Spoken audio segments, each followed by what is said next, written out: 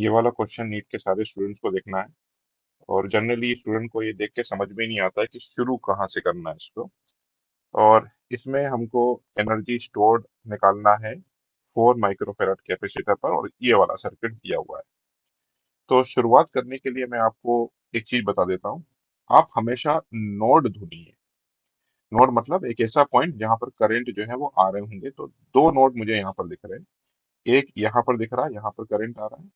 और एक नोड यहाँ दिख रहा है, यहाँ पर भी करंट आ रहा है। तो यहाँ से 1 एम्पियर आ रहा है और यहाँ से 2 एम्पियर करंट आ रहा है। तो 1 + 2, तो टोटल यहाँ पर जो है वो 3 एम्पियर करंट जो है वो फ्लो हो रहा है। तो यहाँ तक 3 एम्पियर करंट आ चुका है। अब इसके बाद में ये वाले नोट पर देखिए, यहाँ पर 2 एम्पियर आ रहा है और 1 एम्पियर यहाँ पर आ रहा है। तो यहाँ पर फिर से कितना आ चुका है? 3 एम्पियर करंट यहाँ आ चुका है। Once again this is note.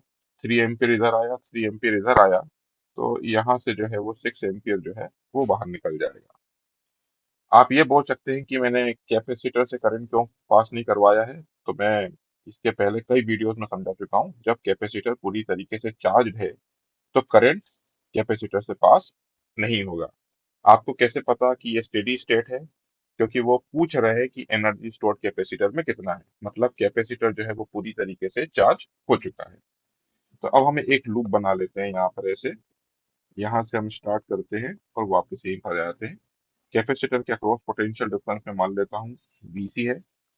Current के डायरेक्शन में जाएंगे तो ड्रॉप होगा IR, तो -15।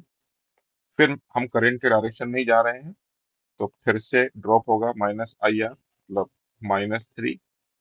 और जब मैं इस तरफ जा रहा हूँ तो इस चीज का फिर से ध्यान रखिएगा कि यहाँ पर करंट इस तरफ है और हम ऐसे मूव कर रहे हैं। तो इस बार जो है वो प्लस हो जाएगा। और कितना प्लस होगा?